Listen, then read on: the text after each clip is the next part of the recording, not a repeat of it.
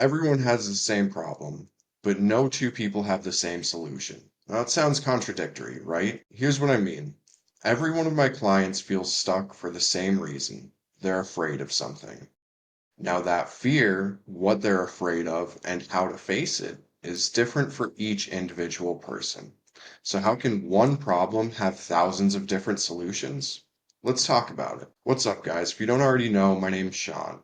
I'm a coach who helps overthinkers take action so that they can live the lives that they actually want. Everyone's stuck for the same reason fear, but no one has the same way out. Now, let me give you an example. I worked with this person who had lost their job close to a year ago. In that time, they had been traveling, exploring businesses and side hustles, and they had tried a number of things, but nothing really stuck, whether they just weren't that interested or it just didn't seem viable. When she came to me, she had a list of 6 ideas. Honestly, all of them were great. None of them were anything that I had ever heard of before, but when she started talking about them, you could see that there was viability to each unique one. And it really came down to, okay, so you've got all these fantastic ideas, but you're not doing anything.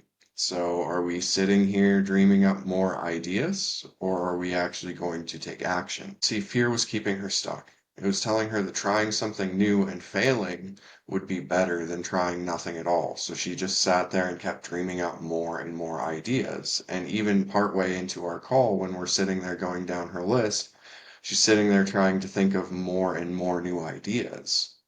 Ultimately, the way that the session ended was, hey, look, if you're not sure which one of these is right, you have all the time in the world, you're not working. Work on each of them for 2 hours a day. Just make a little progress. You're going to know what you don't know. You're going to learn a lot really fast. You're going to start weeding these out, what you do and don't want to do. Ultimately, within 1 or 2 days of actually working on the projects, she found a ton of direction on the one that she was the most interested in. See, that's how it works. That fear will lock you into the mindset so you don't see a way forward. In actuality, if you just start taking these steps forward, you'll see that the fear really isn't that valid and you can begin to make progress. Another example that I have gotten a lot is new coaches will approach me. And sometimes they have way more certifications than I do, and they aren't doing anything with them because they're so afraid to start. They don't know how to put themselves out there. They aren't willing to try and fail. So they just sit there with all these certifications and all this background history and doing absolutely nothing with them. And they come to me and they go, how can you be doing this? And the answer ultimately is by doing it. Something that I've helped a lot of coaches with is starting to teach workshops. And that's where a transition happened from me approaching friends and family of like, hey, can I coach you? To actually doing outreach to mass public, of establishing myself in a place that had members so I could go and show the way that I teach, show the way that I coach to multiple people at the same time, have this massive outreach and start getting clients coming to me. Not saying that workshops are for everyone, but I am saying that for me as a person, they've been very effective. So helping other coaches get started, it just really helps them build confidence quickly and get the ball rolling. Once again, it's the fear that keeps them stuck. Maybe they feel like they're not good enough. Maybe they're afraid to start. Maybe they're afraid of the change of identity. Maybe they're afraid of losing everything. Maybe they're afraid of gaining it all. But ultimately, what keeps everyone stuck is the fear of something. You're not lazy, you're afraid. You're afraid of this change. Whether you gain $1 million or lose everything tomorrow, both of them change your identity. Becoming successful and failing change your identity just as much. Your body and your mind want to stay safe. They will choose a familiar hell over an unfamiliar heaven. Are you willing to continue on where you are in this stasis life, or are you ready to start making changes? Fear can show up as procrastination and unwillingness to start, and most of that is just the fear of moving forward. It's the fear of taking action. Where is this fear actually coming from? And is taking that step actually going to be? It's learning to face that fear and get comfortable in facing that fear that will allow you to make the changes that you want in life. A metaphor that I heard one time is it's like walking up a mountain into the fog. As you start to walk into the fog and the world around you fades away. It gets scary. You can't see anything, but you realize you can see a few steps forward. Before, in your previous life, you knew how things would go. You could see a fair distance forward. You knew the way things were going. By choosing this new path, you're stepping into the fog. You're stepping into uncertainty. But really, you're stepping into the uncertainty. You just have to get used to taking those steps. And as you move forward 2 or 3 steps, you'll still be able to see 2 or 3 steps beyond. And you'll have to climb the mountain like this. As you're progressing the mountain range, there will be times where you get to an area and you might have to walk back down a little ways. You might go the wrong direction because you simply don't know what you don't know.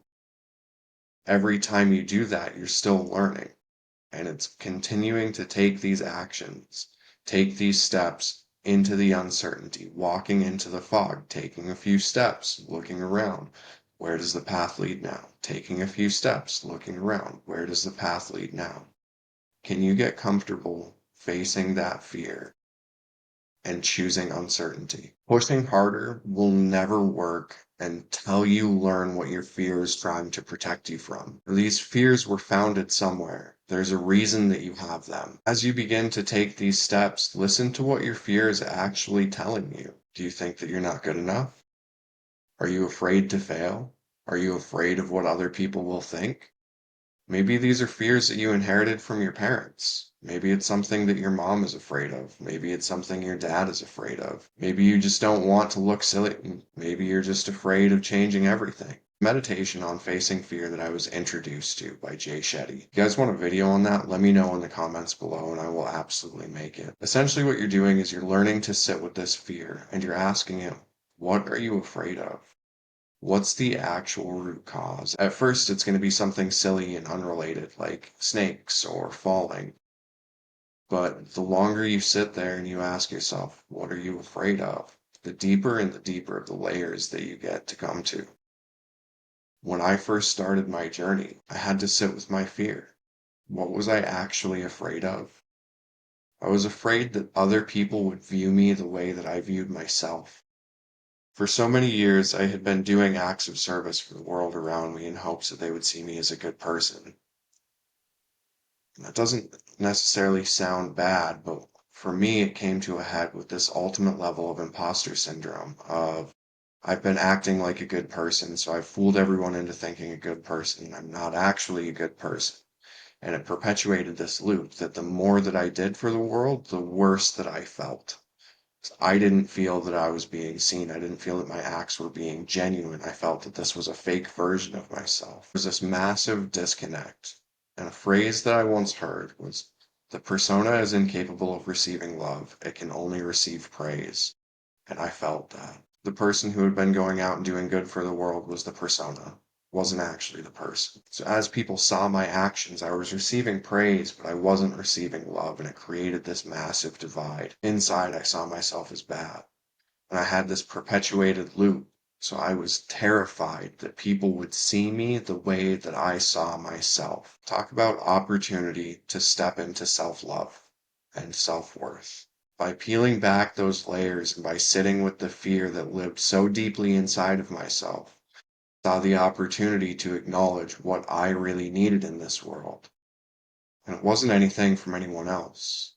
It was to learn to love myself more fully, so to learn to accept myself more deeply, and to learn to get my thoughts, my feelings, and my actions all in alignment so that I could do real good in this world as the person, not the persona. You don't need to get rid of your fear to move forward.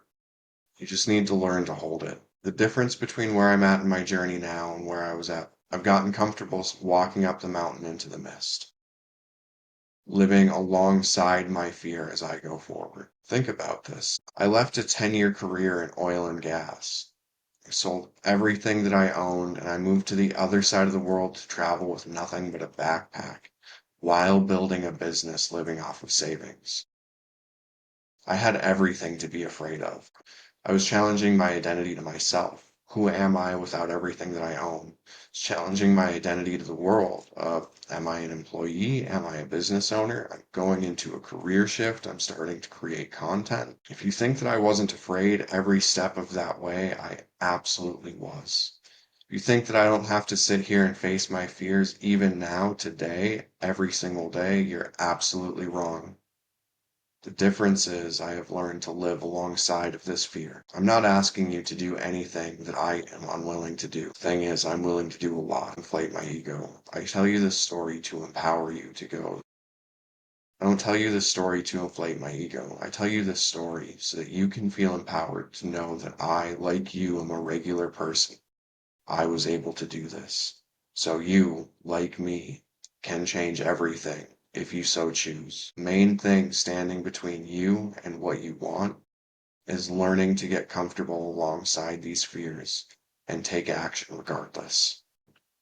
Here's a question that I ask every stuck client. If fear wasn't in the way, what would you do next? Really think about that for a second. If you weren't afraid, what would you be doing? How would you behave differently? And if your answer is something radically different, let me ask you, is holding on to that fear actually serving you? Fear is simply an emotion, something that was evolved long ago to keep humanity safe. In our modern society, people who are willing to face those fears are rewarded greatly. People who are unwilling to face those fears stay where they are. If you're afraid trying to figure out what to do next, do anything. Start taking steps. These steps will lead you to the answers of what you should actually be doing. But when you're sitting there stuck in stasis, you will never think your way out of the box that your mind created. If you're feeling stuck, that's normal. Your fear is part of being human. If you want help figuring out if that fear is protecting you or stopping you, that's what I help my clients with. Thank you so much for watching all the way to the end. Click the link below. There's a free worksheet on how to reduce overthinking. If you want to take the next step, go to my website and fill in the form to book a free one-time call with me.